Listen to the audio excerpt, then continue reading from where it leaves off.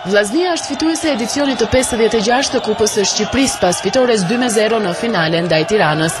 Ekipi i drejtuar nga Dervish Haxhi Osmanović ka arritur të fitojë pas 21 vjetësh trofeun e dytë për nga rëndësia në vend, duke kthyer festën në radhët e tifozerisë shkodrane.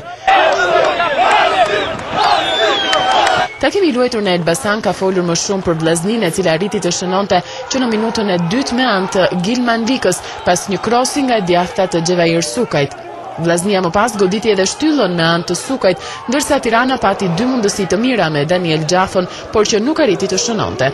Në minutën e 39, një gabim i Endri Vrapit sjell golin e dytë për vllaznin me autor Xhevair Sukajn. Skuadrat kanë shkuar në dhomat e zhveshjes me këtë rezultat, por në pushim të ndeshjes, trajneri Sulejman Mema ka bërë 3 ndërrime duke nxjerrë nga fusha Duron, Vrapin dhe Sinën për të futur Gjoreskin, Hajdarin dhe Arapin. Një vendim që erdhi pas akuzave të ashpra ndaj këtyre 3 futbollistëve nga ana e donatorëve të klubit.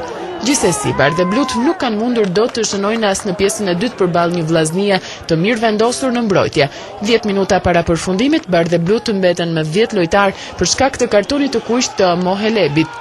Takimi ka përfunduar me përpjekjet e kotat të Tiranës, por që në fund nuk kanë zgjidhur asgjë. Pas ndeshjes, presidenti i Republikës Bamir Topi i dorëzoi trofeun kapitenit të vllaznisë Armir Grima. Në stadium më pas nisi festa e tifozëve dhe lojtarëve shkodran për kupën e 6 në historinë e tyre. Ky triumf bën që Tirana të mbetet jashtë kupave të Europës sezonin e ardhshëm, ndërsa vllaznia të shkojë në kupën UEFA.